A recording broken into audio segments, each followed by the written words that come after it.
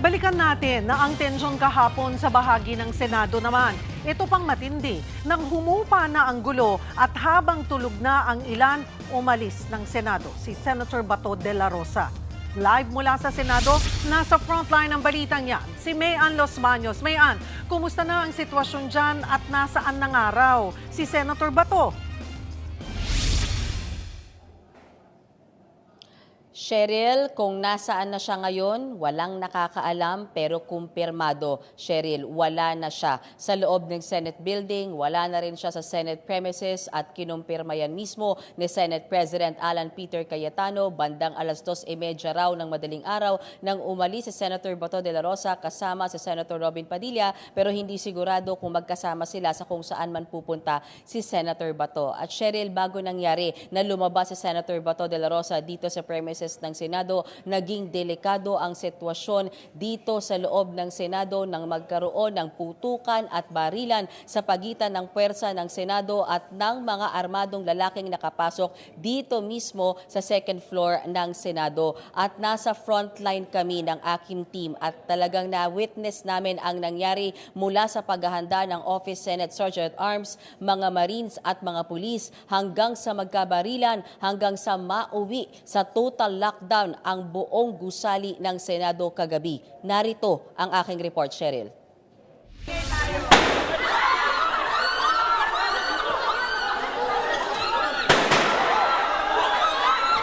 Umalingaw-ngaw ang sunod-sunod na putok ng baril sa second floor ng gusali ng Senado mag-aalas 8 kagabi. Mga kapatid, nagkakaputukan dito, nagpaputok yung mga Senate Sergeant at Arms, ganun din, yung mga Marines, at yung mga pulis. Hindi na tayo ngayon. Nakarinig tayo na. Oh my God. Disperse kami. Nagkagulo at ang mga opisyal ng Office of the Sergeant at Arms sa OSAA pilit na pinatatabi ang mga miyembro ng media.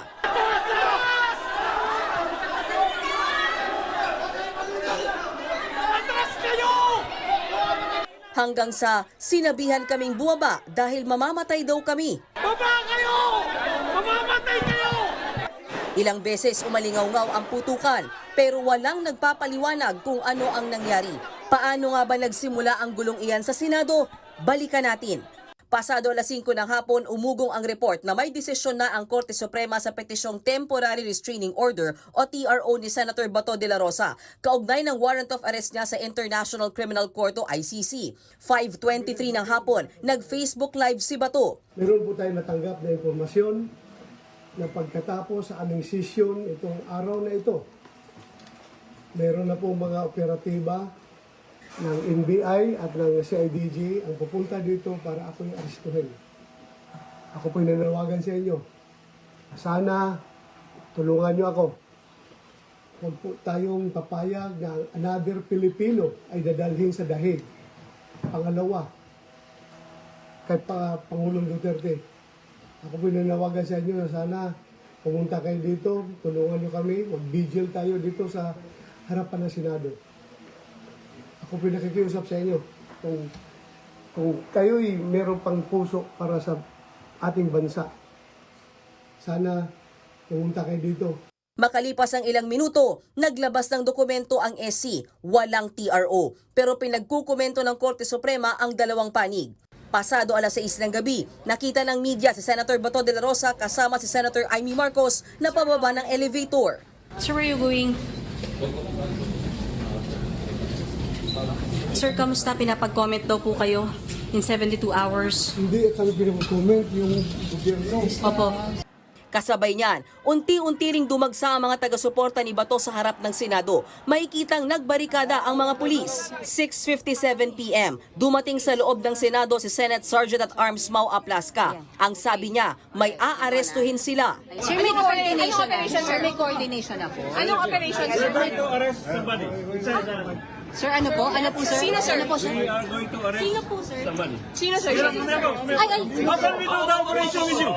Please clear the area. Hindi malinaw kung sino ang tinutukoy ni Aplasca, pero pinaalis kami ng mga tauhan ng OSAA. Dito na nagsimulang magkagulo sa second floor ng Senate building, malapit sa opisina ni Senate President Alan Peter Cayetano, kung nasaan sina Senators De La Rosa, Bongo at Amy Marcos. Pasado alas 7 ng gabi, may mga opisyal ng OSAA na namataang naka-bulletproof vest. Dumating na rin sa eksena ang mga armadong Marines na nakabantay talaga sa Senado. Maya-maya, dumating ulit si Sergeant at Arms Aplasca. Ang sabi niya, itatransmit ang articles of impeachment sa Senado. Nang tanungin naman kung ano ang sinasabi niyang we will arrest somebody, maya-maya, sumulpot si Senator Bato at sumakay ng elevator. Mula second floor, umakyat siya sa fifth floor kung saan naroon ang kanyang opisina. 7:25 p.m., nag-lockdown ang Senado. Sa ground floor naman ng Senate building, nakarinig kami ng malakas na drilling sa isang pinto ng Senado pero hindi malinaw kung lagusan yan papuntang GSIS. Hindi rin malinaw kung sino yan. Pag-akyat namin ulit sa second floor, tumindi na ang tensyon. Eto. Oh, if you can see my video right now, ayan, ang daming pulis at ang daming mga militar andito. Bumungad sa akin ang mga pulis, mga OSAA na naka-bulletproof vest at naka-long firearms. Nandyan din si Aplasca. Nagkasabigla ng baril, saka pumunta sila sa dulo ng second floor. Hinarang na ang media. Maya-maya, Hindi ko alam na meron palang... Ah! Oh my God! Oh my God! May nagpaputok! Oh my God! Oh my God! dito na nagkaputukan. Mga kapatid, nagkakaputukan dito. Nagpaputok yung mga Senate Sergeant Arms, ganun din yung mga Marines at may mga pulis. Hindi na tayo ngayon. Nakarinig tayo na. Oh my God. Disperse kami. Ilang beses umalingaw-ngaw yan. Sa gitna niyan, pinatayan din ng ilaw ang second floor. Nasa unahan ako mismo, so nakikita ko dito unless, sir, wag niyo na po akong palisin. Matapos ang sunod-sunod na putok ng baril, bumalik si Aplasca. Tinatanong namin kung bakit may putukan. Sir, bakit po?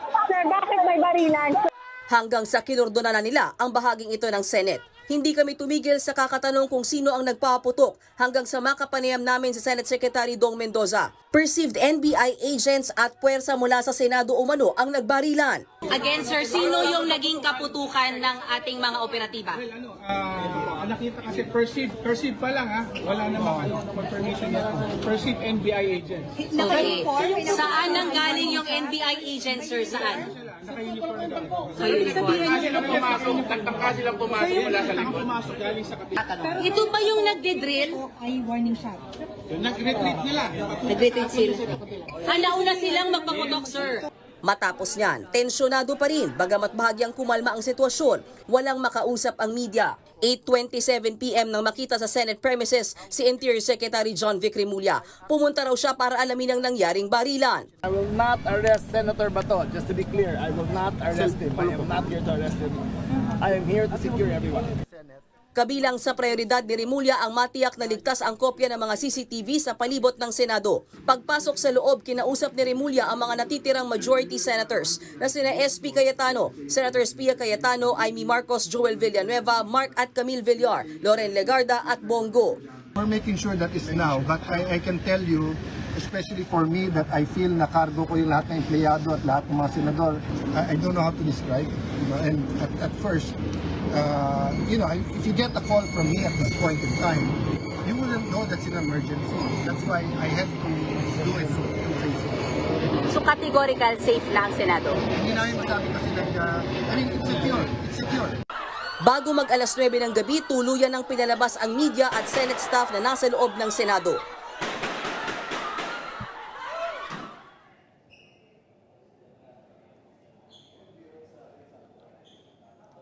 Cheryl, 12 senador ang present sa loob ng Senado nang mangyari yung engkwentro sa pagitan ng puwersa ng Senado at ng mga armadong kalalakihan na nakalusot nga dito sa second floor ng Senado. At lahat ng 12 senador na yan at maging mga Senate staff, Senate employees, mga miyembro ng media ay safe naman at walang nasugatan. Pero alam mo, Cheryl, kinukondina ng ilang mga senador ang nangyaring barilan sa loob mismo ng bakuran ng Senado at kailangan daw matukoy kung sino ang nasa likod niyan ASAP dahil hindi raw katanggap-tanggap na nalagay sa peligro ang buhay ng mga taong nasa loob ng Senado nang mangyari ang barilan na yan kagabi. Balik sa iyo, Cheryl. Mian, may sagot na ba ang Senate Sergeant at Arms, Mau Aplasca, kung bakit nga nagkaroon ng putukan sa loob ng Senado? Ang explanation sa atin kanina sa press conference ni Senate President Alan Peter Cayetano, ang report sa kanya sa initial investigation nila DILG Secretary John Vic Remulla, kaya nagpaputok ng 27 warning shots ay dahil nung nakita daw ng grupo nila Sergeant at Arms Mau Aplasca, yung armadong grupo ay pina-identify kung sino sila, identify yourself. And then malakas daw yung sagot ng isang lalaki na NBI. And then inask sila or tinanong sila kung pwedeng put your firearms down. Pero hindi raw sila sinunod. So ang ginawa ngayon ng USAA, nagpaputok ng warning shots na umabot ng 27. At ang sinabi namin, bakit ganun karami? Sabi ni Senate President Alan Peter Cayetano, tuloy-tuloy ang pagpaputok ng USAA para nga mawarningan dahil ayaw nila ng engkwentro doon nga sa kalaban, doon sa mga armadong kalalakihan na nakapasok sa Senado. At ang sinasabi nga ay gustong ipababa kasi yung weapon pero hindi sila sumusunod, Cheryl.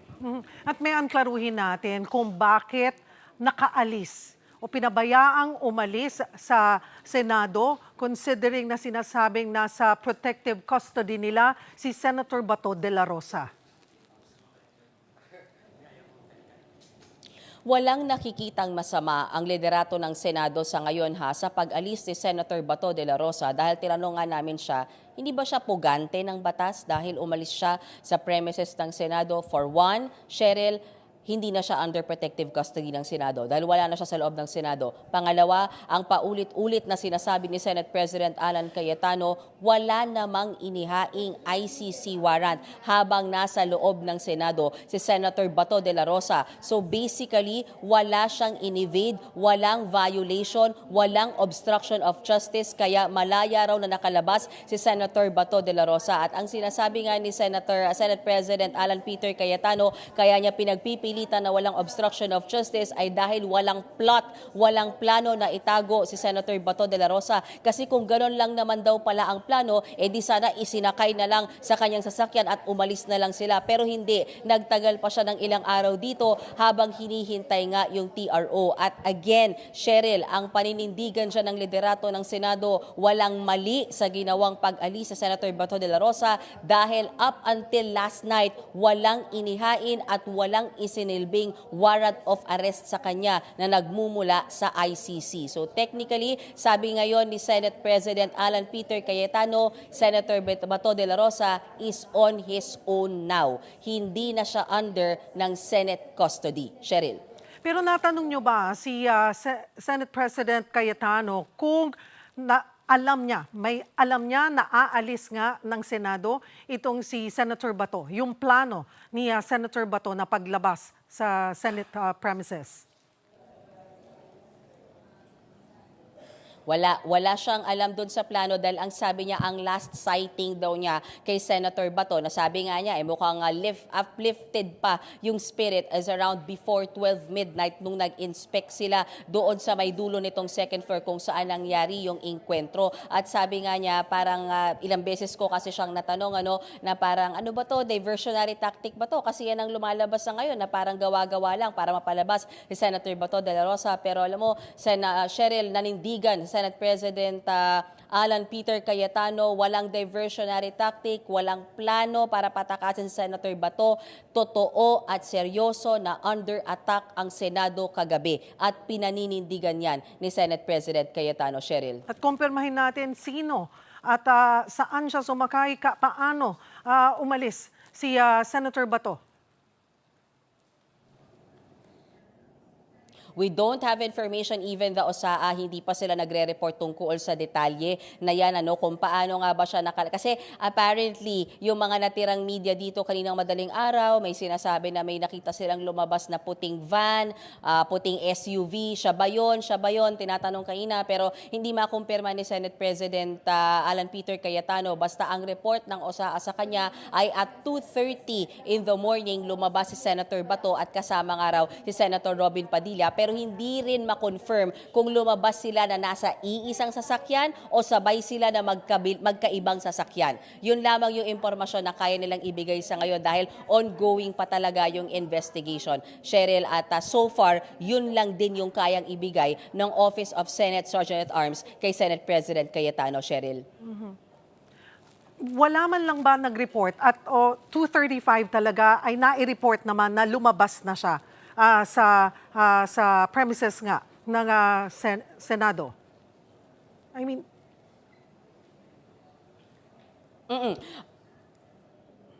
Yes. Nung nalaman ni Senate President Alan Peter Cayetano nga yan na nakalabas siya, agad daw niyang pina-check sa OSAA. And then even before that, at around 10 a.m., may isang, hindi ko napapangalanan, may isang senador din ang nagkumpirma sa atin na may isang tauhan ng Senate Secretariat, pinakita pa sa atin yung text message na sinasabi na, Sir, confirmed. At 2:30 p.m., Senator Bato de la Rosa left the Senate building. So, I guess yan yung kayang ibigay na impormasyon ngayon ng OSAA at maging ng Senate Secretariat at hanggang dyan lang. At hindi na natin alam kung saan nga ba siya nagpunta, siya ba'y umalis, siya ba'y nasa Metro Manila, siya ba'y lumipad papuntang ibang bansa, lumipad kung saan man dito locally domestic. Wala nang, kumbaga parang hindi na daw yan kontrolado nila Senate President Alan Peter Cayetano because he is on his own now. Hindi na siya under protective custody. Wala nang proteksyon ang Senado sa kanya dahil wala na siya sa loob ng gusali ng Senado. Cheryl. maraming salamat, May Ann Los Baños. Duda naman ang NBI, baka raw gimmick lang o gawa-gawa ang nangyaring barilan kahapon sa Senado. Habang ang Malacanang ginit na walang tangkang pag-aresto kahapon kay Senador Bato de la Rosa. Live mula sa TV5 Media Center, nasa frontline ng balitang yan si Maricel Halili. Mase, ano ngayon ang update sa kanilang investigasyon? Julius, binigyang diin nga ng Malacanang na walang kinalaman ng pamahalaan. Mga kapatid, Cheryl Cosim po. Maging maalam at may pakialam sa mga napapanahong issue at headlines. Mag-follow at mag-subscribe na sa social media pages ng News 5.